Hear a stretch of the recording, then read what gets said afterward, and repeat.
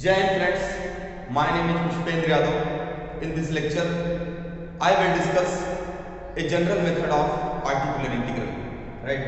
So देखिए मैं question एक डिफरेंशियल इक्वेशन लेके पहले डिराइव करूंगा, राइट? कि जनरल मेथड का मतलब होता है कि पार्शियल डिफरेंशियल इक्वेशन, कोई भी पार्शियल डिफरेंशियल इक्वेशन हो, उसका पार्टिकुलर इंटीग्रल जनरल मेथड को अप्लाई करके आप निकाल सकते हो, राइट? बट सबके स्पेशल टाइप के भी बहुत सारे मेथड हैं, बट ये general method I can derive here, right? Because sometimes a problem is very complicated, we can not special method से हम उसको नहीं प्रॉब्लम को सॉल्व कर सकते, सो जनरल मेथड वहां पे अप्लाई करेंगे।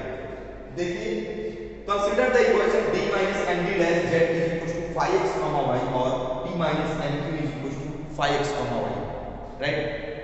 एक मैंने डिफरेंशियल इक्वेशन लिया, अब इसको हम सॉल्व करते हैं बिकॉज ऑर्डर 1 का है। लैग्रांज ऑक्सिलियरी इक्वेशन लगाया, लैग्रांज मेथड से इसको सॉल्व करेंगे तो dx अपॉन 1 dy अपॉन ये dx dy dz, राइट? तो dy upon this dz upon this, right? Now इसको सॉल्व कैसे करेंगे? टेकिंग फर्स्ट मेंबर, इसको हमने लेके सॉल्व किया, राइट? तो अपना क्या है, इसको इंटीग्रेशन किया तो y plus mx equal to a आ गया, राइट? अब अगेन हमने फर्स्ट एंड लास्ट मेंबर ले लिया, राइट?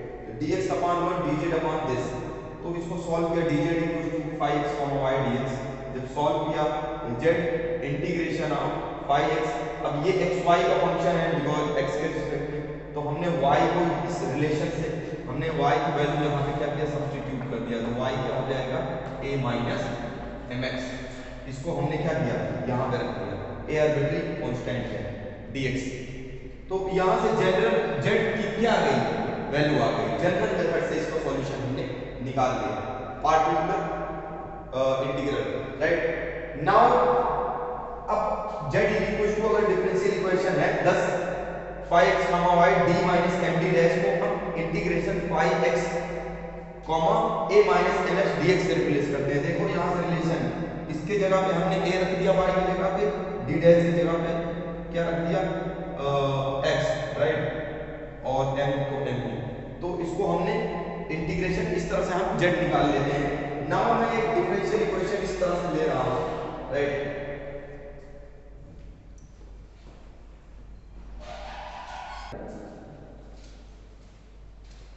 सो देखिए मैं क्या कह रहा था, मैं कह रहा था कि अगर f d d dash z equals to f x comma y, if f d d dash is equals to d minus m1 d dash d minus m2 d dash dot dot d minus m3 d dash dot dot d minus mn d dash, अगर इस form में हो suppose, right? मतलब f d d dash के कई factors हों, linear factors, right?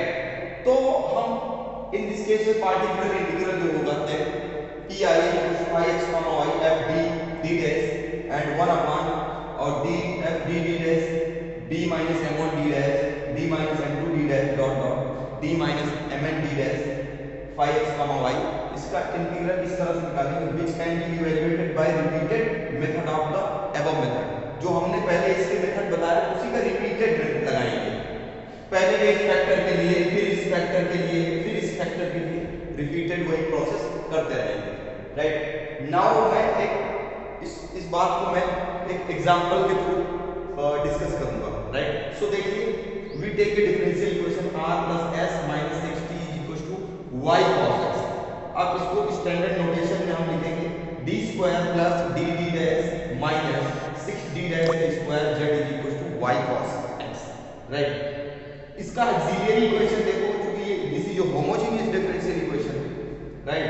इसका auxiliary equation क्या होता है, d 1 से n से रिप्लेस करेंगे d डैश को 1 से, n square plus n minus 6, इसका फैक्टर आएगा n प्लस 3 और n minus 2 is equal to 0, right? तो इसका कॉम्प्लीमेंट्री पार्ट क्या हो जाएगा, cf क्या हो जाएगा, वही general phi1 y plus 2x plus phi2 y minus 3x हो जाएगा, राइट? नाउ इसका pi कैसे निकालेंगे, पार्टिकुलर इंटीग्रल। पार्टिकुलर इंटीग्रल क्या होता है, राइट पार्ट में हम क्या निकालते हैं, पार्टिकुलर इंटीग्रल, और लेफ्ट पार्ट का cf कॉम्प्लीमेंट्री फंक्शन, तो pi equal to y cos x upon d square plus d dash minus 6d dash square हो जाएगा। नाउ इसको हमने क्या किया, फैक्टराइज कर लिया, d minus 2d dash into d plus 3d dash y cos x, right. तो अब मैंने 1 upon d minus 2d dash इस फैक्टर के करस्पॉन्डिंग, एक फैक्टर के करस्पॉन्डिंग क्या किया, सॉल्यूशन मैंने ये निकाल लिया, राइट। जो जैसे तभी प्रोसेस करते थे, क्या करते थे, मैंने इस फैक्टर के रिस्पेक्ट में किया, तो यहाँ पे हम क्या पुट करते हैं, y की जगह पे पुट करेंगे हम d plus a plus 3x put करेंगे, राइट। यहाँ पे y की जगह पे क्या पुट करेंगे, इसके हिसाब a प्लस 3x हमने पुट कर दिया, dx हो गया इनटू cos x भी रहेगा यहाँ पे dx cos x dx भी रहेगा, राइट। cos x भी है, तो 1 upon d minus 2d dash. अब इसका हमने क्या किया, इंटीग्रेशन कर लिया, राइट। दो फंक्शन है, मल्टीप्लाई किया y पार्ट्स लगा के, तो a sin x plus 3x sin x plus 3 cos x, तो यहाँ पे a भी आ गया, राइट, आ गया। अब नाउ क्या करते हैं, फिर से a की वैल्यू हम सब्स्टिट्यूट कर देंगे, क्योंकि a की वैल्यू क्या है यहाँ पे, ये है, a की वैल्यू हो जाएगी y माइनस 3x, क्योंकि y की जगह पे हमने क्या पुट किया था, a प्लस 3x, ये y है, तो y मतलब a प्लस 3x, तो a क्या हो जाएगा, y माइनस 3x।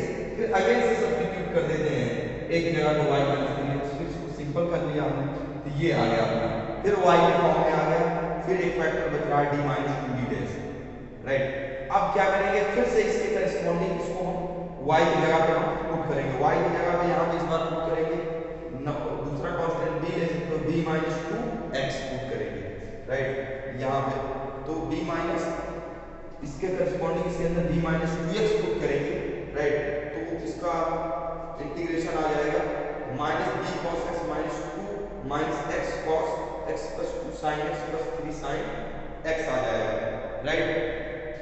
b, तो यहाँ पे इस बार क्या पुट किए हैं, b माइनस 2x पुट किए हैं इसके अंदर, राइट, y की जगह पे, यहाँ पे y की जगह पे हम क्या पुट किए हैं, b माइनस 2x पुट किए हैं, राइट, b माइनस 2x।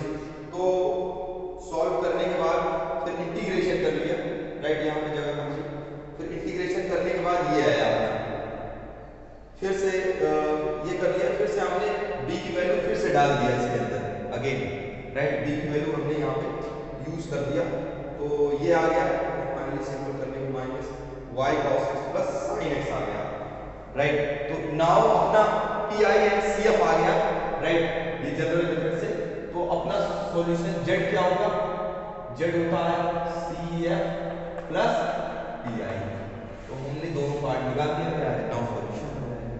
तो इस तरह से हम जनरल मेथड यूज करते हैं, जो कि वह वेरी सिंपल है, राइट, थोड़ा कैलकुलेटिव मेथड है, राइट। आई होप आप समझ पाए, नेक्स्ट लेक्चर में मिलते हैं, जय हिंद फ्रेंड्स।